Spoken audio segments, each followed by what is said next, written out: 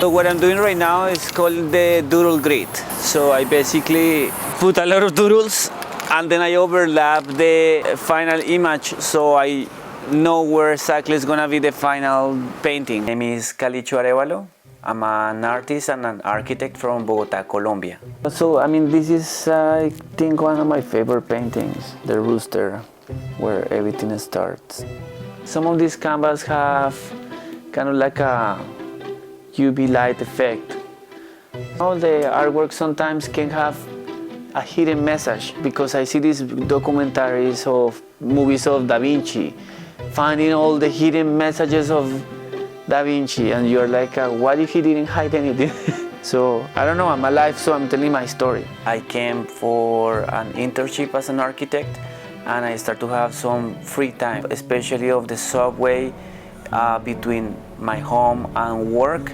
I start to do some sketches and some watercolors just to entertain myself, and I feel like it was the greatest way to enjoy my free time. Later on, someone in the subway, a Greek guy called Sophocles, invited me to his gallery show. It was a group show in one art space, and I had the opportunity to show these 5 watercolors that was based on stories of my family.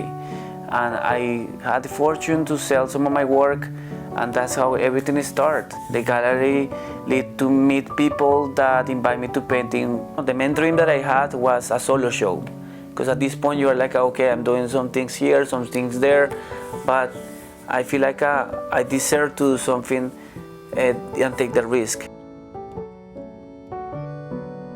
I feel like animals are, I don't know, somehow a spirit animal, or there is so many cultures that relate a God with an animal, even feel identified with our own dog. This is Tony, dile hola a todos. Hola, soy Tony. So I realized that there was something that I called Oro Puro, pure gold.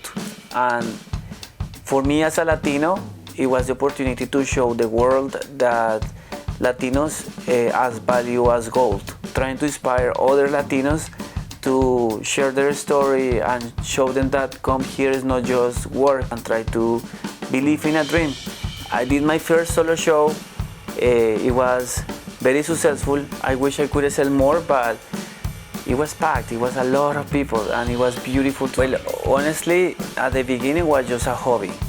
It was not looking forward to generate a revenue. It was more, let's just have fun. Let's enjoy paint. Let's enjoy to do something different that is not just sitting in the office. I'm an artist, but I'm also always with the mind of entrepreneur. And I found the fashion an opportunity. So someone came to my studio and asked me to do a spray paint on the jacket in the studio that I had in Soho. And I was like, sure, it's fine. So I did some of the doodles and she loved it. And I was like, this was great. I think I should make it more.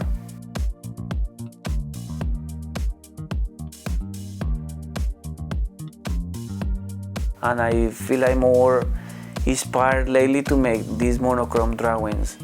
So it's going back to the beginnings when I was just doing kind of like scribbles.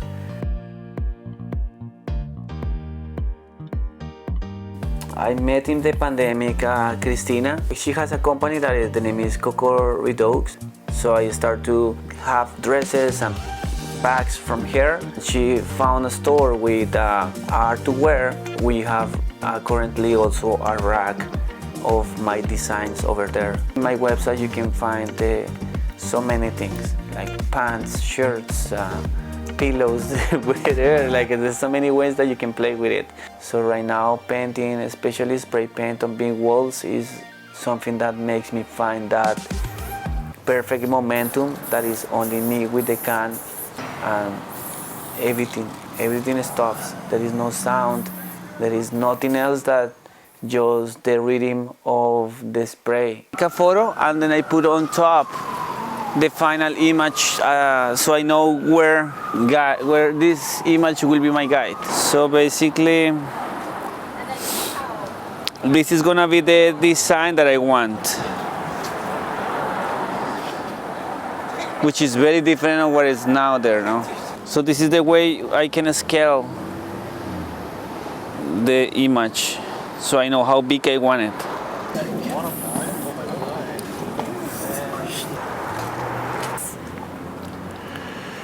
Okay.